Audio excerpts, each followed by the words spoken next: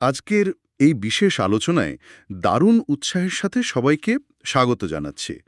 আম, আমরা তো প্রতিনিয়তই প্রযুক্তি নিয়ে নানা ধরনের আপডেট পাই, তাই না? হ্যাঁ, একদমই তাই। প্রায় প্রতিদিনই নতুন কিছু না কিছু আসছে। ঠিক। কিন্তু আজ যে বিষয়টা নিয়ে কথা বলতে যাচ্ছি, সেটা শুধু কোনো খবর বা গালভরা তথ্য নয়।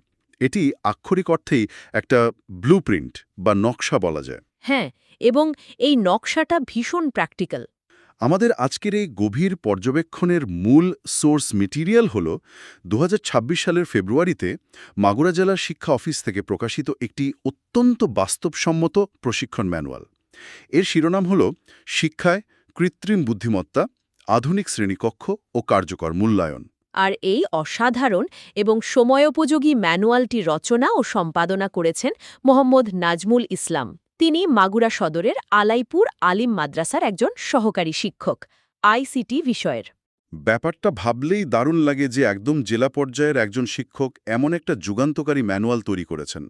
আজকের এই বিশ্লেষণের মূল লক্ষ্যটাই হলো এটা বোঝা যে মাধ্যমিক পর্যায়ের শিক্ষকরা কিভাবে শুধু তত্ত্বের মধ্যে সীমাবদ্ধ না থেকে মানে প্র্যাকটিক্যালি কিভাবে কাজ করছেন। ঠিক তাই আধুনিক এআই বা কৃত্রিম বুদ্ধিমত্তার টুলস ব্যবহার করে শ্রেণীকক্ষের পাঠদান এবং শিক্ষার্থীদের মূল্যায়ন পদ্ধতিকে তারা কিভাবে একেবারে খোলন ললচে বদলে দিচ্ছেন, সেটাই আমরা ধাপে ধাপে বোঝার চেষ্টা করব। আর যারা শুনছেন তাদের মনে হয়তো একটা প্রশ্ন আসতে পারে যে আমি তো আর শিক্ষক নই, আমার এটা জেনে কি লাভ। হুম, খুব স্বাভাবিক একটা প্রশ্ন। কিন্তু আসলে আজকের এই আলোচনায় তথ্য গোছানো বা ডেটা কিউরেশন থেকে শুরু করে প্রেজেন্টেশন তৈরির যে আধুনিক কৌশলগুলো উঠে আসবে, তা একজন কর্পোরেট কর্মী, গবেষক বা যে কোনো পেশার মানুষের দৈনন্দিন কাজের চাপ অর্ধেকের বেশি কমিয়ে দিতে পারে। একদম খাঁটি কথা। আচ্ছা, বিষয়টা একটু খতিয়ে দেখা যাক। কিভাবে একদম তৃণমূল পর্যায়ের শিক্ষকরা প্রযুক্তির এত আধুনিক একটি রূপকে নিজেদের প্রাত্যহিক কাজের অংশ করে নিচ্ছেন? ম্যানুয়ালটা শুরুটা ঠিক কিভাবে হচ্ছে? শুরুটা হচ্ছে খুবই বেসিক কিন্তু সবচেয়ে গুরুত্বপূর্ণ একটি জায়গা থেকে, যাকে বলা যায় তথ্যের প্রস্তুতি। এই ম্যানুয়ালটি শুধু এআই নিয়ে হাওয়ায় ভাসানো কথা বলছে না, হুম। বরং এটি একটি অত্যন্ত সুনির্দিষ্ট হাতে কলমে শেখার গাইড। ম্যানুয়ালের কাঠামোটা যদি আমরা দেখি, প্রথম ধাপে আছে তথ্যের প্রস্তুতি, দ্বিতীয় ধাপে সেই তথ্যকে এআই এর মাধ্যমে প্রক্রিয়াজাত করা। তারপর তৃতীয় ধাপে প্রশ্ন তৈরি করা, তাই তো? একদম ঠিক। এবং শেষে প্রেজেন্টেশন বানানো। তো ম্যানুয়ালের প্রথম সেশনে ম্যানুয়াল কাজের এআই রূপান্তর নিয়ে কথা বলা হয়েছে। সেখানে দেখানো হয়েছে কিভাবে এনসিটিবি ওয়েবসাইট থেকে সরাসরি ষষ্ঠ শ্রেণীর তথ্য ও যোগাযোগ প্রযুক্তি বইয়ের পিডিএফ ডাউনলোড করে কাজের শুরুটা করতে হয়। হুম, ঠিক এই জায়গাটাতেই আমার একটা কৌতূহল ছিল। এআই তো এখন অনেক উন্নত। আমরা তো চাইলেই পুরো বইটার পিডিএফ সরাসরি এআই এর কাছে দিয়ে বলতে পারি যে আমাকে এখান থেকে পড়াও। হ্যাঁ, অনেকেই তো তাই করে, কিন্তু শিক্ষকরা তো তা করছেন না। তারা আই লাভ পিডিএফ নামের একটি ওয়েবসাইট ব্যবহার করে পুরো বই থেকে শুধু নির্দিষ্ট একটি অধ্যায় আলাদা করতে শিখছেন। যেমন ম্যানুয়ালে স্পেসিফিকভাবে বলা আছে দ্বিতীয় অধ্যায়ের পৃষ্ঠা ২২ থেকে ৪০ পর্যন্ত অংশটুকুকে স্প্লিট বা আলাদা করার কথা। এই অতিরিক্ত পরিশ্রমটুকু করার আসলে কি দরকার ছিল? এখানে সবচেয়ে চমকপ্রদ বিষয়টা হলো তথ্যের এই নিখুঁত পরিমার্জন বা ডেটা কিউরেশন। সাধারণ মানুষ অনেক সময় মনে করে এআই হয়তো জাদুর কাঠি। ভাবখানা এমন যে যা ইচ্ছা বললেই সে সব ঠিকঠাক করে দেবে। ঠিক, কিন্তু বাস্তবে তো তা নয়। এআইকে যদি অগোছালো বা অতিরিক্ত তথ্য দেয়া হয়, তবে সে অনেক সময় ভুল উত্তর দেয় বা অপ্রাসঙ্গিক কথা বলে, যাকে প্রযুক্তির ভাষায় হ্যালুসিনেশন বলা হয়। বিষয়টা একটু সহজ করে উদাহরণ দিয়ে বলি। হ্যাঁ, বলুন। ধরুন একজন শেফকে বিরিয়ানি রান্না করতে বলা হলো। এখন তাকে যদি শুধু বিরিয়ানির নির্দিষ্ট মশলা আর চাল দেওয়া হয়, সে খুব দ্রুত নিখুঁত বিরিয়ানি বানিয়ে দেবে। স্বাভাবিক। কিন্তু তাকে যদি একটা বিশাল সুপার শপে ঢুকিয়ে বলা হয় বিরিয়ানি বানাতে, সে হয়তো কনফিউজড হয়ে বিরিয়ানির ভেতর সয়া সস বা অন্য কোনো অপ্রাসঙ্গিক উপাদান দিয়ে বসতে পারে। এআই এর ক্ষেত্রেও ঠিক তাই ঘটে। হা, দারুণ একটা উদাহরণ। শেফের ব্যাপারটা দিয়ে কনসেপ্টটা একেবারে পরিষ্কার হয়ে গেল। শিক্ষকরা পুরো বই না দিয়ে নির্দিষ্ট অধ্যায় আলাদা করছেন, যাতে এআই তার ফোকাস ধরে রাখতে পারে। একদম। এতে করে হ্যালুসিনেশন বা ভুল তথ্য দেবার সম্ভাবনা শূন্যের কোঠায় নেমে আসে। এরপর ওই আলাদা করা পিডিএফ নিয়ে আরেকটা মজার কাজ করা হচ্ছে। শিক্ষকরা ক্রোম ব্রাউজারের এআই মোড ব্যবহার করে ওই কাটা পিডিএফ থেকে নিখুঁতভাবে শুধু বাংলা টেক্সটগুলো আলাদা করছেন। এই ধাপটা ভীষণ গুরুত্বপূর্ণ। ব্রাউজারের এআই মোডে ফাইলটি আপলোড করে শুধু লিখে দেওয়া হচ্ছে যে এই ফাইল থেকে সকল বাংলা লেখা আলাদা করে লিখে দাও। এরপর সেই লেখাগুলো কপি করে এমএস ওয়ার্ড ফাইলে চ্যাপ্টার 2 নামে সেভ করা হচ্ছে। যারা এই পদ্ধতিটা আগে শোনেননি তাদের জন্য বিষয়টা একটু ভেঙে বলি। হ্যাঁ, বুঝিয়ে বলাটা ভালো। পিডিএফ বইতে অনেক সময় নানা ধরনের ছবি, গ্রাফিক্স, পেজ নম্বর বা জলছাপ থাকে। ক্রোম ব্রাউজারের এআই মোড এখানে অনেকটা একজন স্মার্ট সহকারীর মতো কাজ করে। যে শুধু বইয়ের মূল বাংলা লেখাগুলো পড়ে পরিষ্কারভাবে টাইপ করে দেয়। একদম তাই। আর বাকি অপ্রয়োজনীয় ডিজাইনগুলো একেবারে বাদ দিয়ে দেয়। এই পরিষ্কার এবং পরিমার্জিত ডেটা তৈরি করাটাই হলো যেকোনো এআই প্রজেক্টের সবচেয়ে গুরুত্বপূর্ণ ভিত্তি। আর মাগুরার শিক্ষকরা ঠিক এই জায়গাতেই দারুণ দক্ষতা দেখাচ্ছেন। ডেটা যখন একদম পারফেক্ট, তখন পরবর্তী ধাপগুলোর কাজ একেবারে পানির মতো সহজ হয়ে যায়। এখানেই বিষয়টা সবচেয়ে আকর্ষণীয় হয়ে ওঠে, কারণ এই ওয়ার্ড ফাইলটি তৈরি করার পরেই শুরু হয় মূল কাজ। সেশন 2-এ শিক্ষকদের পরিচয় করানো হয় গুগলের নতুন এআই টুল নোটবুক এলএমের সাথে। এই টুলটির কার্যক্ষমতা দেখলে মনে হবে যেন ক্লাসরুমের জন্য একজন পারফেক্ট টিচিং অ্যাসিস্ট্যান্ট নিয়োগ দেওয়া হয়েছে। সত্যি তাই।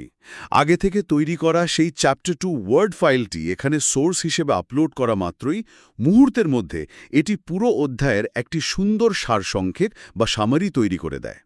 আমি ম্যানুয়ালটায় দেখেছি, এই টুলের ভেতরে একটি স্টুডিও অপশন আছে যা রীতিমতো অভাবনীয়। এটা আসলে কতটা কার্যকরী?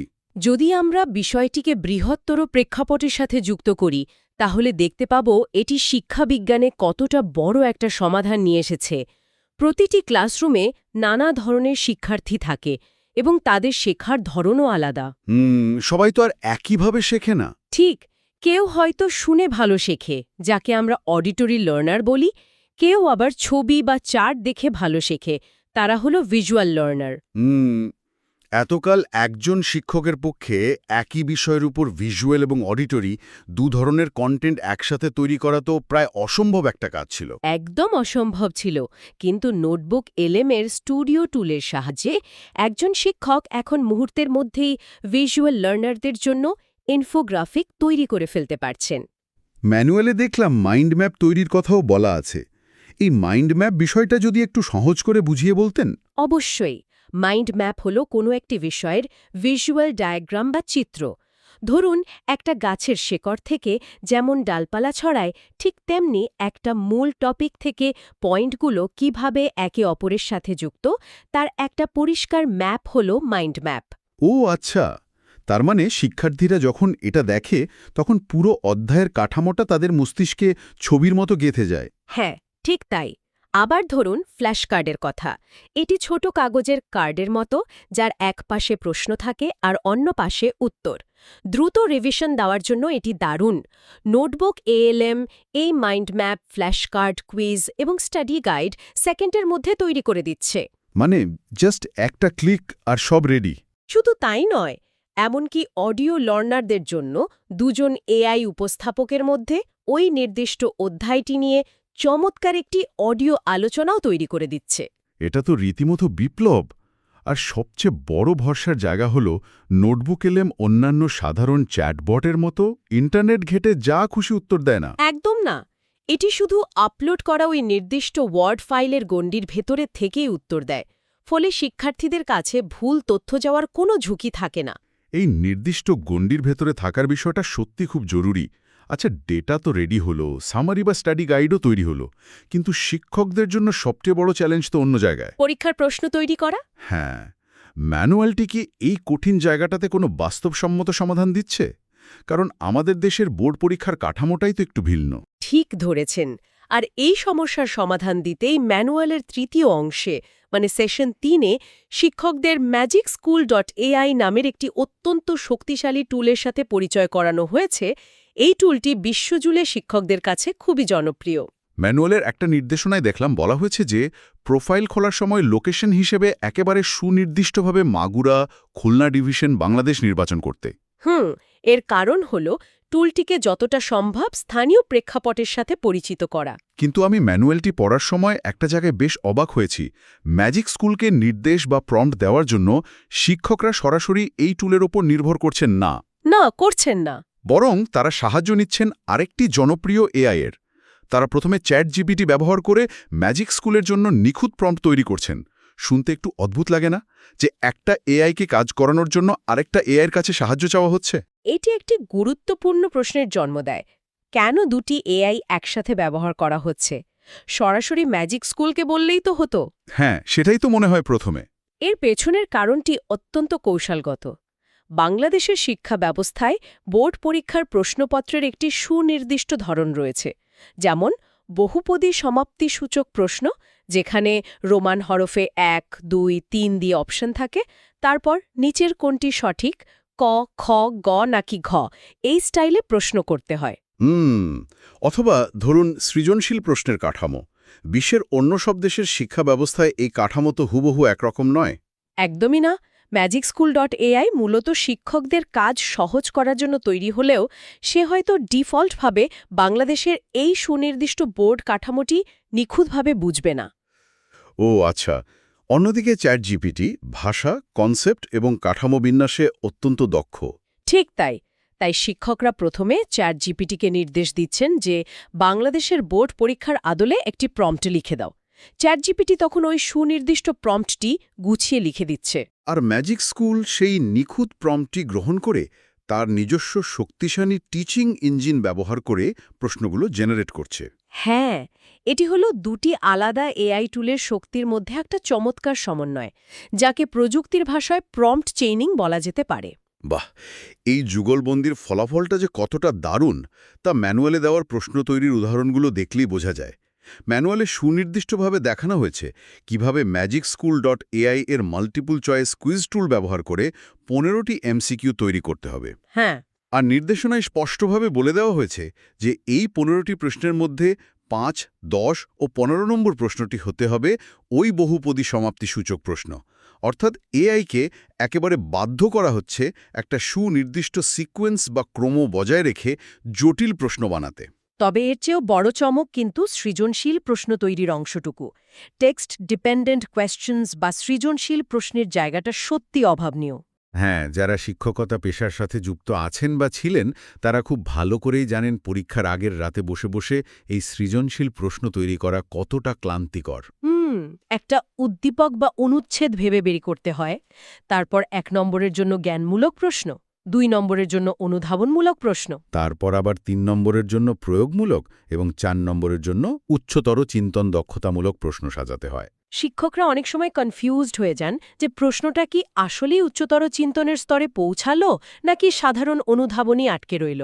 আর এই প্রতিটা স্তরের ভারসাম্য বজায় রেখে প্রশ্ন বানাতে তো ঘন্টার পর ঘন্টা সময় চলে যায়। আর ম্যানুয়ালে দেখানো হচ্ছে যে এআইকে শুধু ওই 4টি স্তরের কথা স্পষ্টভাবে নির্দেশনায় বা প্রম্পটে বলে দেওয়া হচ্ছে, আর এআই কয়েক সেকেন্ডের মধ্যে পুরো কাঠামোগত সৃজনশীল প্রশ্নটি তৈরি করে ফেলছে। হ্যাঁ, ঠিক তাই। এর প্রভাবটা কতটা বিশাল হতে পারে একবার ভাবুন তো। একজন শিক্ষক যখন এই ঘণ্টার পর ঘণ্টা প্রশ্ন তৈরির একঘেয়েমি এবং ক্লান্তিকর রুটিন কাজ থেকে মুক্তি পাবেন, তখন কিন্তু ক্লাসরুমের পরিবেশটাই পাল্টে যাবে। একদম সঠিক মূল্যায়ন। শিক্ষকরা তখন শিক্ষার্থীদের সাথে সরাসরি যোগাযোগ, তাদের মনস্তাত্ত্বিক উন্নয়ন এবং ক্লাসরুমে আরও মানসম্মত পাঠদানে অনেক বেশি সময় দিতে পারবেন। প্রযুক্তি এখানে শিক্ষকের জায়গা দখল করছে না, বরং শিক্ষকের মূল্যবান সময় বাঁচিয়ে তাকে আরও কার্যকর করে তুলছে। দারুণ বলেছেন। আর এই সময় বাঁচানোর সবচেয়ে বড় প্রমাণ আমরা দেখতে পাই ম্যানুয়ালের একদম শেষ অংশে, সেশন 4, যা দুপুরের পর অনুষ্ঠিত হয়। সেখানে প্রশিক্ষণ ম্যানুয়ালটি gamma.app ব্যবহারের নির্দেশ দেয়। এটি মূলত প্রেজেন্টেশন বা স্লাইড তৈরির একটি টুল। ক্লাসরুমে শিক্ষার্থীদের মনোযোগ ধরে রাখার জন্য ভিজুয়াল রিপ্রেজেন্টেশন বা স্লাইডের খুব প্রয়োজন হয়। যে একটা প্রেজেন্টেশন বানাতে গেলে ডিজাইনের পেছনেই অর্ধেকের বেশি সময় চলে যায়। স্লাইডের ব্যাকগ্রাউন্ড কি রঙের হবে, ফন্ট সাইজ কত হবে, কোন লেখার পাশে কোন ছবিটা মানানসই হবে, এসব ভাবতে ভাবতেই মূল কন্টেন্ট থেকে ফোকাস সরে যায়। অনেকের কাছে এটা তো একটা ভীতিকর কাজ। gamma.app ঠিক কিভাবে এই সমস্যার সমাধান করছে? gamma.app-এর মতো টুলগুলো প্রেজেন্টেশন তৈরির প্রথাগত ধারণাকেই বদলে দিচ্ছে। এখানে শিক্ষককে লেআউট বা কালার প্যালেট নিয়ে মাথা ঘামাতেই হয় না।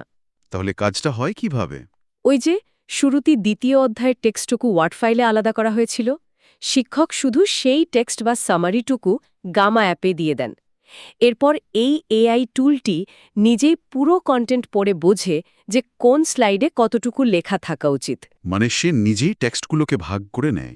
একদম। সে অনুযায়ী সে নিজেই লেআউট তৈরি করে, মানানসই ফন্ট নির্বাচন করে এবং সবচেয়ে বড় কথা, কন্টেন্টের সাথে প্রাসঙ্গিক এআই জেনারেটেড ছবিও তৈরি করে সঠিক জায়গায় বসিয়ে দেয়। ওয়াও! অর্থাৎ যে প্রেজেন্টেশন বানাতে একজন শিক্ষকের হয়তো ২-৩ ঘন্টা সময় লাগত এবং প্রচুর ডিজাইনিং স্কিলের দরকার হতো, তা এখন চোখের পলকে একটি প্রফেশনাল স্লাইডে রূপান্তরিত হয়ে যাচ্ছে। হ্যাঁ, এর ফলে ক্লাসরুমের পরিবেশ হয়ে উঠছে অনেক বেশি ইন্টারঅ্যাক্টিভ আর আধুনিক। তাহলে এসবের মূল অর্থ কী দাঁড়াচ্ছে? আজকের এই বিশ্লেষণে আমরা দেখলাম যে প্রযুক্তি কিভাবে একদম শেকড় পর্যায়ে থেকে কাজ করছে। ২০২৬ সালের মাগুরা জেলা শিক্ষা অফিসের এই প্রশিক্ষণ ম্যানুয়ালটি একটি নীরব বিপ্লবের সাক্ষী। নিঃসন্দেহে। এনসিটিবির ওয়েবসাইট থেকে একটি সাধারণ পিডিএফ ডাউনলোড করা দিয়ে শুরু। এরপর আই লাভ পিডিএফ দিয়ে নির্দিষ্ট পাতা কাটা, ক্রোম এআই মোড ব্যবহার করে ছবি বা পিডিএফ থেকে শুধু মূল বাংলা টেক্সটটুকু ছেঁকে বের করা। এরপর সেই টেক্সট নোটবুক এলএমে আপলোড করে বিভিন্ন লার্নার্সদের জন্য অডিও, মাইন্ড ম্যাপ বা স্টাডি গাইড তৈরি করা।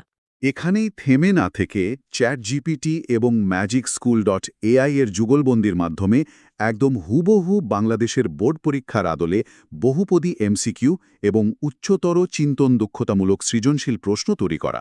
আর সবশেষে gamma.app-এর মাধ্যমে সেই পুরো কন্টেন্টকে একটি দৃষ্টিনন্দন প্রেজেন্টেশনের রূপ দেওয়া। পুরো শিক্ষাদান প্রক্রিয়াটি ডিজিটালি এবং এআই এর মাধ্যমে এমনভাবে রূপান্তর করা হচ্ছে যা কয়েক বছর আগেও আমাদের কাছে সায়েন্স ফিকশনের মতো মনে হতো। আসলে জ্ঞান তখনই সবচেয়ে মূল্যবান হয় যখন তা কেবল কাগজে কলমে সীমাবদ্ধ না থেকে বাস্তবে প্রয়োগ করা হয়। এই ম্যানুয়ালটির সবচেয়ে শক্তিশালী দিক হল এর প্রয়োগযোগ্যতা। ঠিক। আজকের আলোচনা থেকে সাধারণ শ্রোতাদেরও কিন্তু অনেক কিছু নেওয়ার আছে। কোনো মিটিংয়ের প্রস্তুতির জন্য বড় কোনো রিপোর্ট থেকে নির্দিষ্ট ডেটা আলাদা করা হোক, নতুন কোনো বিষয় খুব দ্রুত আয়ত্ত করার জন্য মাইন্ড ম্যাপ তৈরি করা হোক, বা অফিসের কোনো প্রজেক্টের জন্য মিনিটের মধ্যে প্রফেশনাল প্রেজেন্টেশন তৈরি করা হোক। হ্যাঁ, সঠিক এআই টুলের সাহায্যে ঘন্টার কাজ এখন কয়েক মিনিটে সম্পন্ন করা সম্ভব। মূল বিষয়টা হলো কোন কাজের জন্য কোন টুলটি ব্যবহার করতে হবে এবং এআইকে কিভাবে সুনির্দিষ্ট নির্দেশ দিয়ে হ্যালোসিনেশন থেকে দূরে রাখতে হবে সেই কৌশলটি আয়ত্ত করা।